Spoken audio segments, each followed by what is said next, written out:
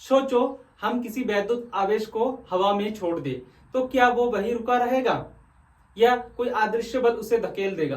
तो इसका जवाब है कि हाँ, कोई अदृश्य बल उसे धकेल देगा, जिसको हम कहते हैं वैद्युत क्षेत्र। हेलो बच्चों, मेरा नाम है प्रदीप मंडल और आप देख रहे हैं फिजिक्स पाठशाला। तो चलिए तो शुरू करते हैं। क्या है टॉपिक, क्या है? वैद्युत क्षेत्र। हमारा टॉपिक क्या है? वैद्युत क्षेत्र। वैद्युत क्षेत्र यानी कि इलेक्ट्रिक फील्ड।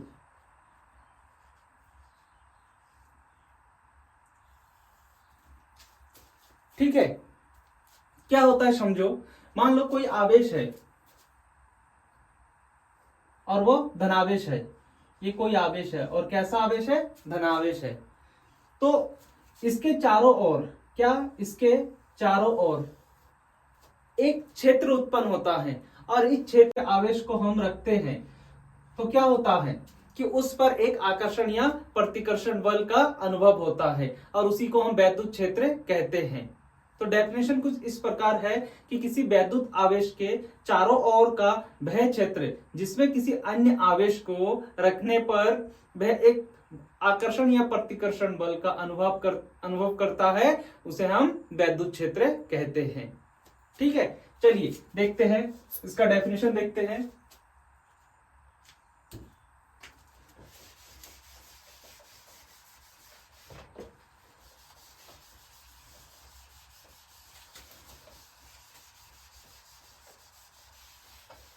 डेफिनेशन कुछ इस प्रकार है,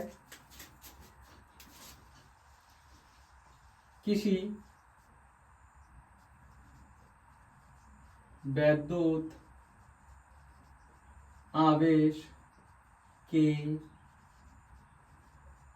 चारों ओर का वह क्षेत्र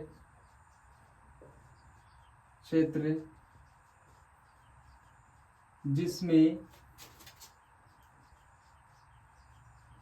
किसी अन्य आवेश को रखने पर एक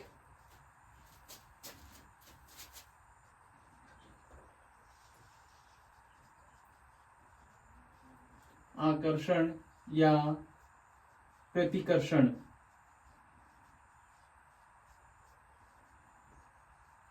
बल का अनुभव करता है, उसको हम क्या कहते हैं? वैद्युत क्षेत्र। वैद्युत क्षेत्र कहलाता है। तो ये है वैद्युत क्षेत्र का डेफिनेशन। अब देखो कुछ एग्जांपल के थ्रू देखते हैं हम। मान लो ये हमारे पास एक प्लस क्यू आवेश है। कैसा आवेश है? प्लस क्यू आवेश। ये हमारे पास एक कैसा आवेश है? प्लस क्यू आवेश है। तो क्या होता है, जैसे मैं प्लस क्यू आवेश को यहां रखता हूं तो इसके चारों ओर एक क्षेत्र उत्पन्न होता है। इसके चारों ओर एक क्या उत्पन्न होता है? क्षेत्र उत्पन्न होता है।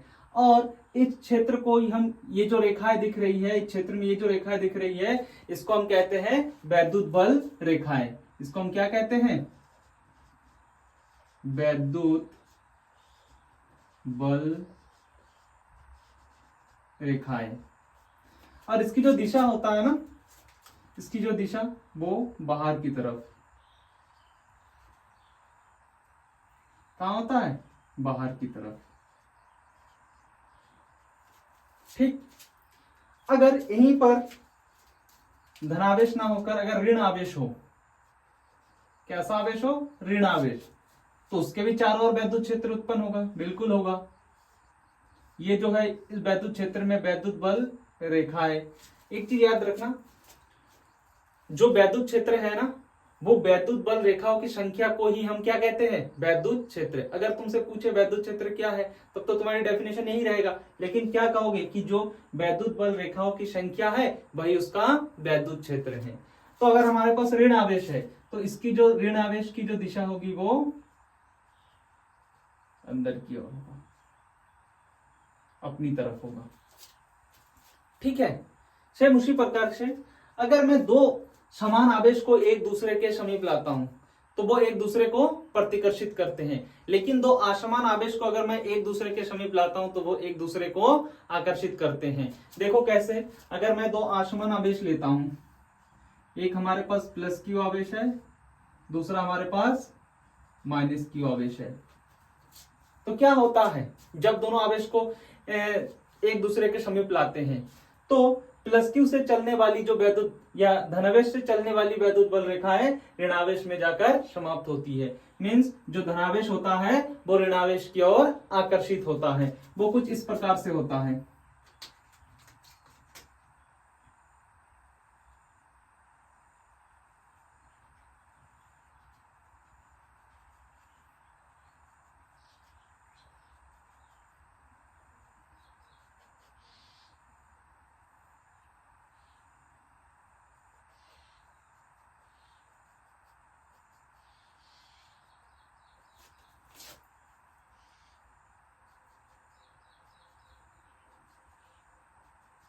और इसकी जो दिशा होता है वो कहां से कहां होता है, इसकी जो दिशा होता है वो प्लस से माइनस की ओर, मीन्स प्लस से निकलकर माइनस में समाप्त हो जाता है। तो ये है दो असमान वैद्युत आवेश और उनकी वैद्युत बल रेखाएं और उसके कारण जो उत्पन्न वैद्युत क्षेत्र होता है। लेकिन अगर मैं दो समान आवेश को रखता हूं, दोनों कैसा आवेश हो, प्लस क्यू आवेश, ये भी प्लस क्यू का आवेश हो और ये भी प्लस क्यू का आवेश हो, तो दो हम जानते हैं दो प्लस क्यू आवेश एक दूसरे को क्या करते हैं, प्रतिकर्षित करते हैं। तो अगर प्रतिकर्षित कर रहा है तो उसकी वैद्युत बल रेखा कैसे होगी, देखते हैं।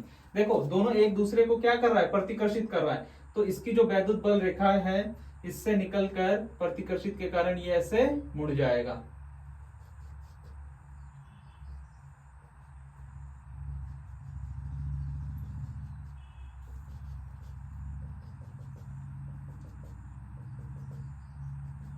ऐसे मुड़ जाएगा।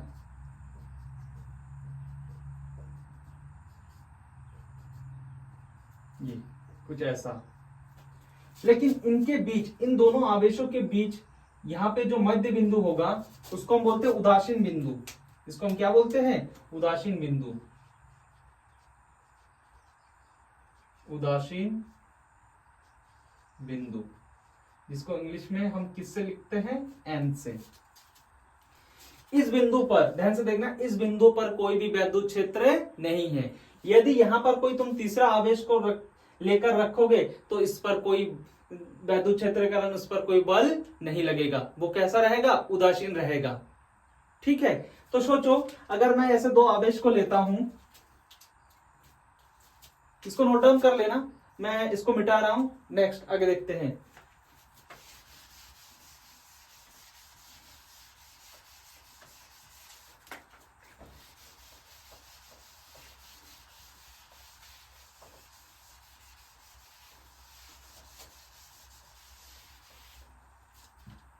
देखो मैंने एक आवेश लिया,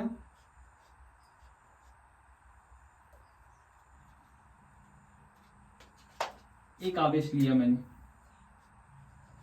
इस आवेश की मात्रा अधिक है, और एक दूसरा आवेश लिया जिसकी मात्रा कम है। मतलब इस आवेश की मात्रा कम है तो इस आवेश की मात्रा अधिक है। तो समान आवेश है तो प्रतिकर्षित तो होगा ही।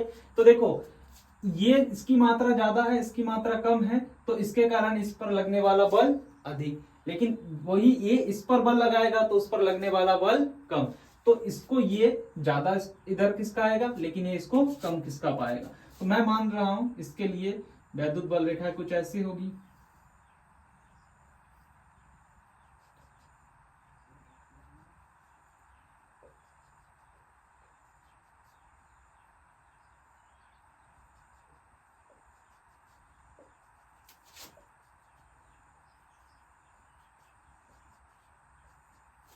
ये छू, ठीक है। तो इन दोनों का जो उदासीन बिंदु होगा, न्यूट्रल पॉइंट होगा, वो कहां होगा? वो लगभग यहां होगा। ये इसका न्यूट्रल पॉइंट है, ठीक। इससे इसकी दूरी, इस आवेश से इसकी जो दूरी है, अरे शिट, वेट, इस पॉइंट को थोड़ा और ऊपर बनाना है।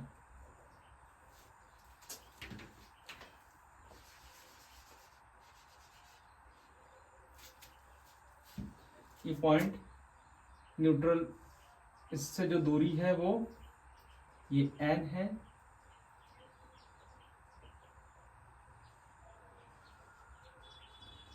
और इससे जो दूरी, इसको मैंने R1 मान लिया, और इससे जो है उसको R2, इसको मैं Q1 मान सकता हूं, इसको मैं Q2 मान सकता हूं। ये इसका न्यूट्रल पॉइंट है। कौन सा पॉइंट है? न्यूट्रल पॉइंट है। अगर मैं इस पॉइंट पर कोई आवेश रखता हूं तो उस पर कोई बल कार्य नहीं करेगा, या उस पर कोई वैद्युत क्षेत्र नहीं होगा, ठीक है। चलो देखते हैं आगे। तो इन दोनों आवेशों की मात्रा क्या है? Q1 है और Q2 है, और उनकी उदासीन बिंदु से दूरी क्या है? R1 और R2। तब इसके लिए एक फॉर्मूला बनता है, जो कि यहां से क्वेश्चन बनते हैं, जो IIT में पूछा जाता है, नेट में पूछा जाता है, CUSET में पूछा जाता है। देखो क्या बनता है कि अगर तुम्हें इन दोनों आवेशों का क्या इस न्यूट्रल पॉइंट पर रेशियो निकालना है, तो वो क्या होगा? वो रेशियो कुछ ऐसा होगा, Q1 अपॉन R1 का स्क्वायर बराबर Q2 अपॉन R2 का स्क्वायर। इस फॉर्मूले से तुम निकाल सकते हो। इतना क्लियर है? ठीक है, तो इसे नोट डाउन करो। अब आगे मैं कंटिन्यू कर रहा हूं।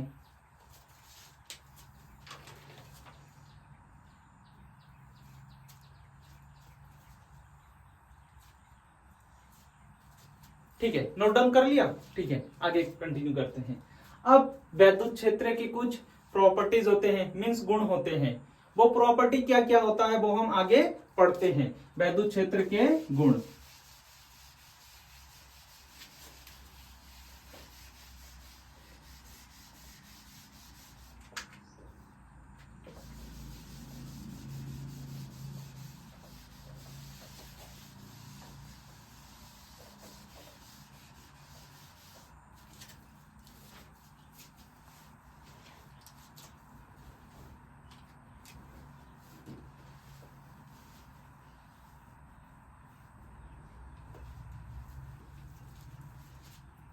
चलिए देखते हैं वैद्युत क्षेत्र के गुण।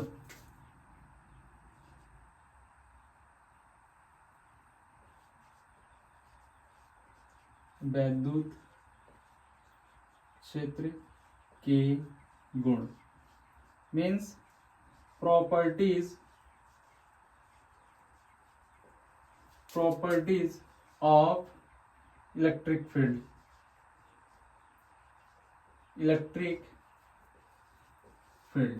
प्रॉपर्टीज ऑफ इलेक्ट्रिक फील्ड, क्या क्या गुण होता है? तो एक चीज ध्यान रखना कि जो हमने अभी पढ़ा था ना कि प्लस क्यू और दो असमान आवेश को लिया था, तो उसमें वैद्युत बल रेखाएं दिखाया था। क्या हो रहा था कि धनावेश से वैद्युत बल रेखाएं निकलकर ऋणावेश पर जाके वो समाप्त हो रहा था। तो पहला पॉइंट ये है कि वैद्युत बल रेखाएं धनावेश से निकलकर या चलकर ऋणावेश में जाकर समाप्त हो जाता है। दूसरा पॉइंट ये है कि वैद्युत बल रेखा के किसी बिंदु पर या वैद्युत क्षेत्र के किसी भी बिंदु पर खींचा गया स्पर्श रेखा, दूसरा पॉइंट ध्यान से सुनना, कि वैद्युत क्षेत्र के किसी बिंदु पर खींचा गया स्पर्श रेखा वह उस बिंदु पर वैद्युत बल की दिशा को दर्शाते हैं। ठीक है। तीसरा बिंदु क्या है कि कभी भी दो वैद्युत बल रेखाएं एक दूसरे को नहीं काटती। अगर ऐसा होता तो उस काटन बिंदु पर अगर तुम स्पर्श रेखा खींचोगे, क्या खींचोगे? स्पर्श रेखा खींचोगे, तो वहां पर किसकी दिशा? वहां क्षेत्र की दिशा प्रदर्शित करते हैं, जो कि क्या है? संभव नहीं है। तो ये है हमारा वैद्युत क्षेत्र का गुण। तुम इसे लिख लेना, ठीक है। तो आगे हम कंटिन्यू करते हैं। आगे है अब हमारा वैद्युत क्षेत्र की तीव्रता, जहां से टॉपिक ये अगर एग्जाम में आएगा तो ऐसा आएगा कि वैद्युत क्षेत्र की तीव्रता क्या होता है, या किसी बिंदु आवेश के कारण वैद्युत क्षेत्र की तीव्रता क्या होगा, ठीक है।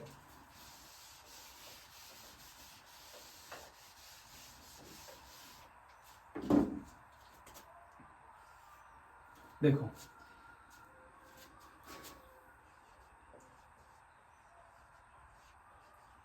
वैद्युत क्षेत्र की तीव्रता, जिसको हम क्या बोलते हैं, intensity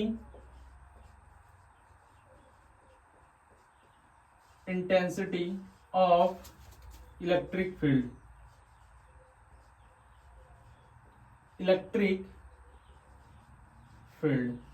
intensity of electric field. ध्यान से सुनना, ये होता क्या है, बहुत ध्यान से, कि वैद्युत क्षेत्र के किसी बिंदु पर, क्या वैद्युत क्षेत्र के किसी बिंदु पर रखे कोई धन परीक्षण आवेश या परीक्षण धनावेश पर लगने वाला बल उस परीक्षण आवेश या परिणामी परीक्षण आवेश के अनुपात के बराबर होता है। मीन्स क्या होता है कि मान लो यहाँ पे एक वैद्युत क्षेत्र है, क्या है, वैद्युत क्षेत्र, और उसके किसी बिंदु पर हम एक क्या परीक्षण आवेश, जिसको हम टेस्ट चार्ज कहते हैं, को रखते हैं, तो ये एक बल का अनुभव करता है। किसका अनुभव करता है, एक बल का अनुभव करता है। और वो बल कैसा होता है, जो वैद्युत बल रेखाएं होती है, अगर प्लस क्यू है तो बाहर की ओर, माइनस क्यू है तो अंदर की ओर। तो इस पर लगने वाला बल जो है, इस पर लगने वाला बल इसके परिणामी आवेश के अनुपात के बराबर होता है।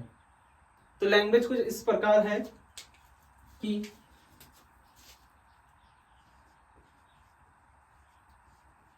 वैद्युत क्षेत्र के किसी वैद्युत क्षेत्र में लिखो, वैद्युत क्षेत्र में किसी बिंदु पर रखे परीक्षण धनावेश, जिसको हम क्या बोलते हैं, टेस्ट चार्ज।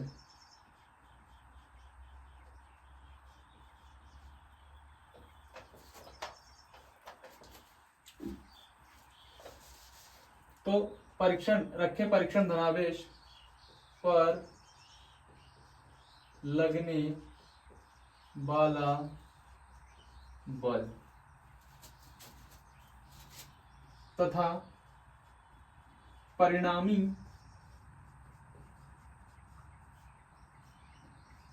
परीक्षण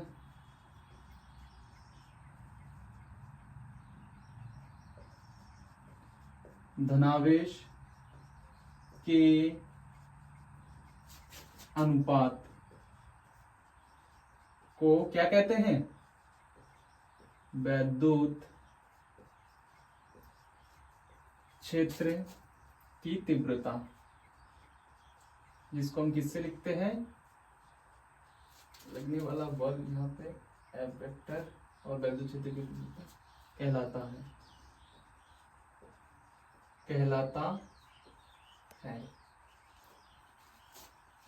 देखो तो फॉर्मूला क्या बनेगा कि किसी परीक्षण आवेश, ये क्या है, किसी परीक्षण आवेश पर लगने वाला, वैद्युत क्षेत्र में किसी बिंदु पर रखने पर लगने वाला बल, क्या लगने वाला बल जो है उसे हम वैद्युत क्षेत्र की तीव्रता कहते हैं।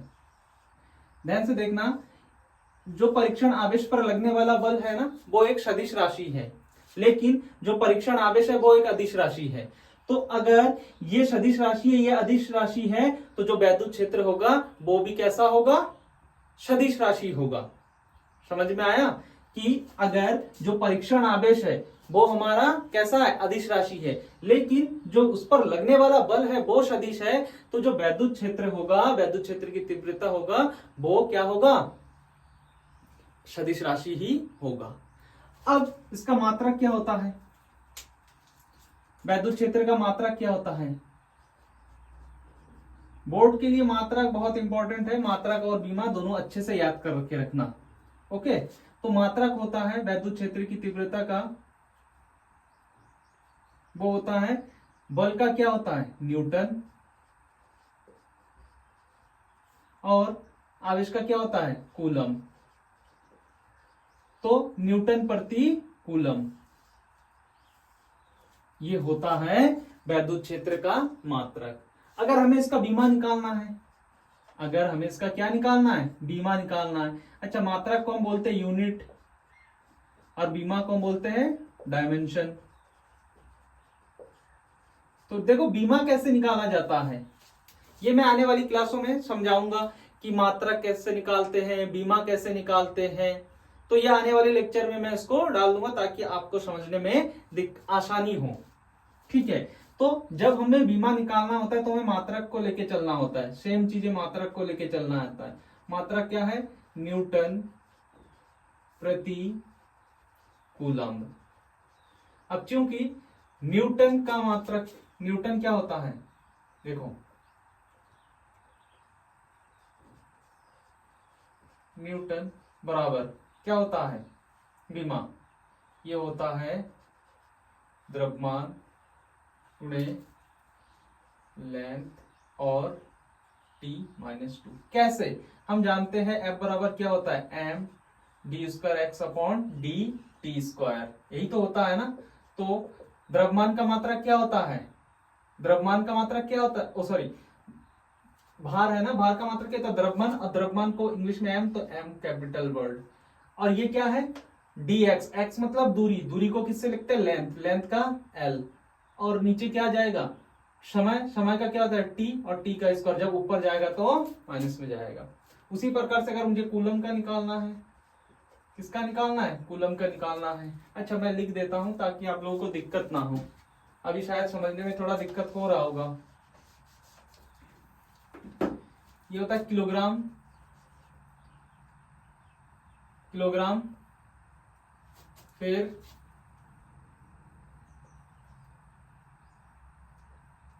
किलोग्राम, दूरी, और सही सेकेंड का स्क्वायर। ये होता है तुम्हारा एम्पियर इंटू सेकेंड। ठीक है, तो दोनों को रखो जरा यहां, तो क्या हो जाएगा? न्यूटन का क्या हो जाएगा? किलोग्राम, मैं इंग्लिश में लिख देता हूं, दूरी या सेकेंड, और सेकेंड का स्क्वायर। नीचे क्या आ जाएगा? Ampere into second. जब मैं इसका रखूंगा तो क्या आ जाएगा? डिस्टेंस, किलोग्राम मास, डिस्टेंस का लेंथ, और सेकंड का t-2। और नीचे क्या आ जाएगा? नीचे क्या आ जाएगा? एम्पियर, एम्पियर का a, और सेकंड का t। ये दोनों को ऊपर ले जाओ तो ये क्या बनेगा? देखो लिखने का तरीका क्या होता है? mlt, पहले m लिखोगे, फिर l लिखोगे, फिर t लिखोगे, फिर a लिखोगे। तो सबसे पहले m, तो m के बाद क्या है? l कितना है? एक ही है। फिर t ये -2 है, और ये जब ऊपर जाएगा तो -2 और -1 -3, और फिर ये। तो ये होता है वैद्युत क्षेत्र का बीमा। ऐसे निकालते हैं बीमा। ठीक है, चलिए, तो ये वैद्युत क्षेत्र का फॉर्मूला हो गया, ये वैद्युत क्षेत्र का मात्रक हो गया, ये वैद्युत क्षेत्र का बीमा हो गया। कितना क्लियर है? अगर मान लो वैद्युत क्षेत्र में मैं किसी आवेशित कण को रखता हूं, मैं वैद्युत क्षेत्र में क्या करता हूं? किसी आवेशित कण को रखता हूं, तो क्या होता है? वो एक बल का अनुभव करता है। कोई भी मान लो वैद्युत क्षेत्र है, ऐसा कुछ हमारे पास वैद्युत क्षेत्र है, ये हमारे पास वैद्युत क्षेत्र है। क्या है ये? वैद्युत क्षेत्र। इस वैद्युत क्षेत्र अगर मैं किसी बिंदु पर भी एक क्या रखता हूं? आवेशित कण को रखता हूं। ये क्या है? आवेशित कण। तो ये एक बल का अनुभव करता है। किसका अनुभव करता है? बल। और देखेंगे वो बल क्या होता है। तो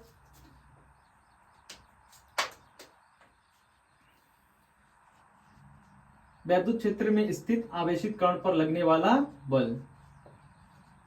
वैद्युत क्षेत्र में स्थित आवेशित कण पर लगने वाला बल।